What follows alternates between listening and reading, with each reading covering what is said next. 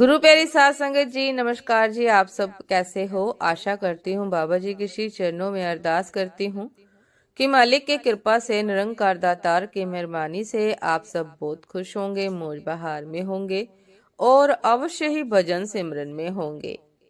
साध संगत जी, मैं हाजिर हूँ आज आप सभी से एक बहुत ही खूबसूरत साखी साझा करने के लिए। उम्मीद करती हूँ ये साखी, ये अद्भुत कथा आप सभी को बहुत पसंद आएगी। तो साथ संगत जी, चलिए आइए समय न गवाते हुए शुरू करते हैं जी। साथ संगत जी, मृत्यु के देवता यमराज ने अपने एक दूत को पृथ्वी पर भेजा। एक स्त्री मर गई थी, उसकी आत्मा को लाना था। देवदूत आया लेकिन चिंता में पड़ गया, क्योंकि 3 छोटी छोटी लड़कियां जुड़वा, एक अभी भी उस मृत स्त्री के स्तन से लगी है, एक चीख रही है, पुकार रही है, एक रोते रोते सो गई है। उसके आंसू उसकी आंखों के पास सूख गए हैं। 3 छोटी जुड़वा बच्चियां और स्त्री मर गई है और कोई देखने वाला नहीं है। पति पहले मर चुका है, परिवार में और कोई भी नहीं है। इन 3 छोटी बच्चियों का क्या होगा?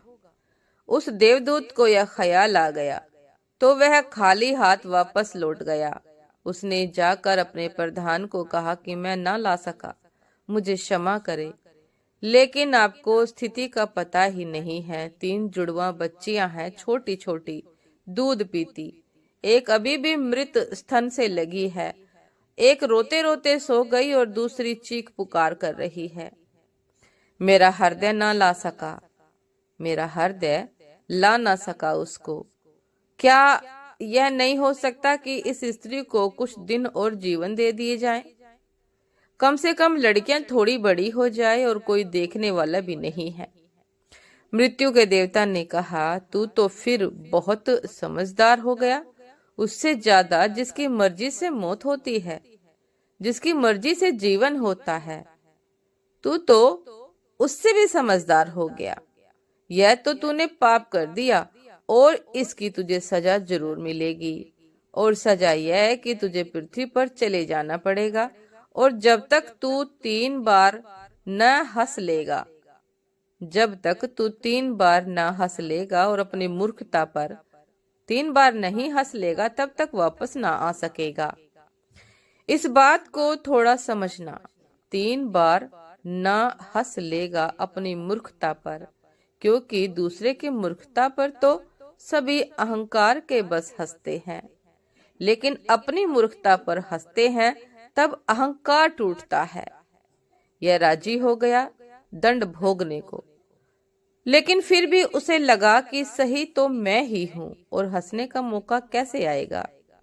उसे जमीन पर फेंक दिया गया। एक मोची सर्दियों के दिन करीब आ रहे थे और बच्चों के लिए कोट और कंबल खरीदने गया था, कुछ रुपए इकट्ठे करके। जब वह शहर जा रहा था तो उसने राह के किनारे एक नंगे आदमी को पड़े हुए ठिठुरते हुए देखा। यह नंगा आदमी वही देवदूत था जो पृथ्वी पर फेंक दिया गया था।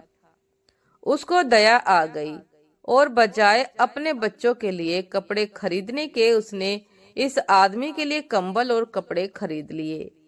इस आदमी को कुछ खाने पीने को भी न था, घर भी न था, छप्पर भी न था जहां वह रुक सके। तो मोची ने कहा कि अब तुम मेरे साथ ही आ जाओ, लेकिन अगर मेरी पत्नी नाराज हो, जो कि यह निश्चित होगी। बच्चों के लिए कपड़े खरीदने लाया था, वह पैसे तो खर्च हो गए। अगर वह नाराज हो, चिल्लाए, तो तुम परेशान मत होना, थोड़े दिन में सब ठीक हो जाएगा। उस देवदूत को लेकर मोची घर लौटा। न तो मोची को पता है कि देवदूत घर में आ रहा है, न पत्नी को पता है। जैसे ही देवदूत को लेकर मोची घर में पहुंचा, पत्नी एकदम पागल हो गई, बहुत नाराज हुई, बहुत चीखी चिल्लाई और देवदूत पहली दफा हंसा। मोची ने उससे कहा, हंसते हो, क्या बात है? उसने कहा, मैं जब 3 बार हंस लूंगा तब बता दूंगा।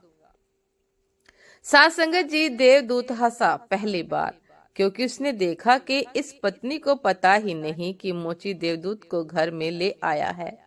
जिसके आते ही घर में हजारों खुशियां आ जाएंगी। लेकिन आदमी देख कितनी दूर तक जा सकता है। पत्नी तो इतना ही देख पा रही है कि एक कंबल और बच्चों के कपड़े नहीं बचे। जो खो गया है वह देख पा रही है, जो मिला है उसको अंदाजा ही नहीं। मुफ्त में घर में देवदूत आ गया है, जिसके आते ही हजारों खुशियों के द्वार खुल जाएंगे। वो देवदूत हंसा। उसे लगा अपनी मूर्खता, क्योंकि यह इसकी पत्नी भी नहीं देख पा रही है कि क्या घट रहा है। जल्दी ही, क्योंकि वह देवदूत था, 7 दिन में ही उसने मोची का सब काम सीख लिया और उसके जूते इतने प्रसिद्ध हो गए कि मोची महीनों के भीतर धनी होने लगा। आधा साल होते होते तो उसकी ख्याति सारे लोक में पहुंच गई थी। उस जैसा जूता बनाने वाला कोई भी नहीं, क्योंकि वह जूते देवदूत बनाता था। सम्राटों के जूते वहां बनने लगे। धन अपार बरसने लगा। धन अपरंपार बरसने लगा। एक दिन सम्राट का आदमी आया और उसने कहा कि यह चमड़ा बहुत कीमती है, आसानी से मिलता नहीं। कोई भूल चूक नहीं करना, जूते ठीक इस तरह के बनने हैं। और ध्यान रखना, जूते बनाने हैं, स्लीपर नहीं बनाने हैं।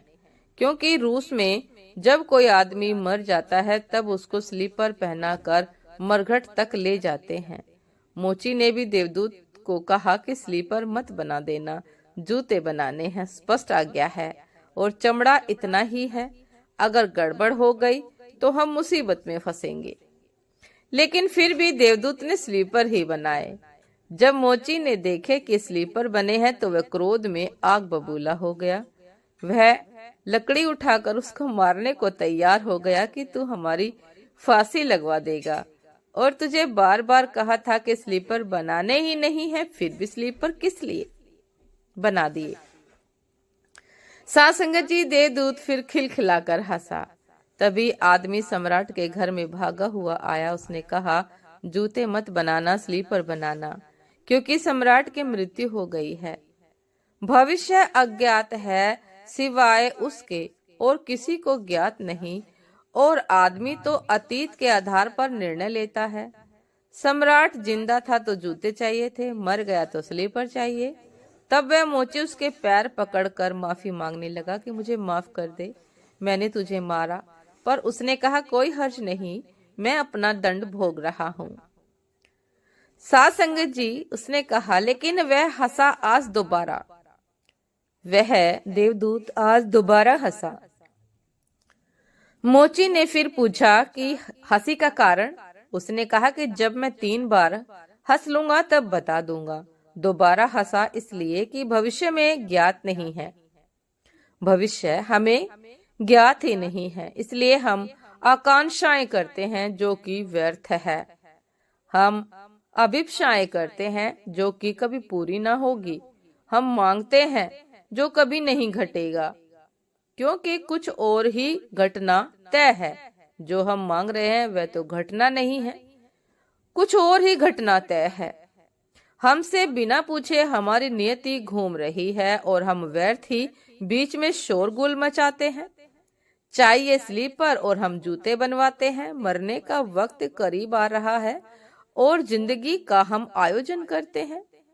तो देवदूत को लगा कि वे बच्चियां, मुझे क्या पता भविष्य उनका क्या होने वाला है। मैं नाहक बीच में आ गया। और तीसरी घटना घटी कि एक दिन 3 लड़कियां आई जवान। उन तीनों की शादी हो रही थी और उन तीनों के जूतों के ऑर्डर दिए कि उनके लिए जूते बनाए जाएं। एक बूढ़ी महिला उनके साथ आई जो बड़ी धनी थी। देवदूत पहचान गया, ये तो वही 3 लड़कियां हैं जिनको वह मृत माँ के पास छोड़कर गया था और जिनकी वजह से वह यह दंड भोग रहा है। वे सब स्वस्थ हैं, सुंदर हैं। उसने पूछा कि क्या हुआ, वह बूढ़ी औरत कौन है। उस बूढ़ी औरत ने कहा कि ये मेरी पड़ोसन की लड़कियां हैं। गरीब औरत थी, उसके शरीर में दूध भी न था, उसके पास पैसे लत्ते कपड़े भी नहीं थे और 3 बच्चे जुड़वा, वह इन्हीं को दूध पिलाते पिलाते मर गई। लेकिन मुझे दया आ गई, मेरे कोई बच्चे नहीं हैं और मैंने इन तीनों बच्चों को पाल लिया। अगर माँ जिंदा रहती तो ये तीनों बच्चियां गरीबी, भूख और दीनता और दरिद्रता में पड़ी होती। माँ मर गई, इसलिए ये बच्चियां तीनों बहुत बड़े धन वैभव में, संपदा में पली और अब उस बूढ़ी की सारी संपदा की ये ही 3 मालिक हैं और इनका सम्राट के परिवार में विवाह हो रहा है। देवदूत तीसरी बार हंसा और मोची को उसने कहा कि ये 3 कारण हैं। भूल मेरी थी, नियति बड़ी है और हम उतना ही देखते हैं जितना देख पाते हैं। जो नहीं देख पाते बहुत विस्तार है उसका, और हम जो देख पाते हैं उससे हम कोई अंदाज नहीं लगा सकते। जो होने वाला है, जो होगा, उसका कोई अंदाजा नहीं। मैं अपनी मूर्खता पर 3 बार हंस लिया हूँ। अब मेरा दंड पूरा हो गया और अब मैं जाता हूँ। जो प्रभु करते हैं अच्छे के लिए ही करते हैं, लेकिन ये मनुष्य की समझ से परे की बात है।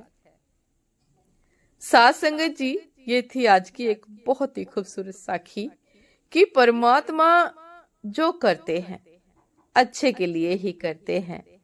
मनुष्य को भले ही उस पल ये महसूस होता है, ये लगता है कि मेरे साथ या फला व्यक्ति के साथ बहुत बुरा हुआ, लेकिन परमात्मा किसी का अहित नहीं करते। कर्मों के अनुसार सब कुछ तय है। घटना जो घटनी है वह तो घटकर ही रहेगी, हम बेवजह ही परेशान रहते हैं। तो साथ संगत जी, सब कुछ परमात्मा पर छोड़कर निश्चिंत हो जाइए।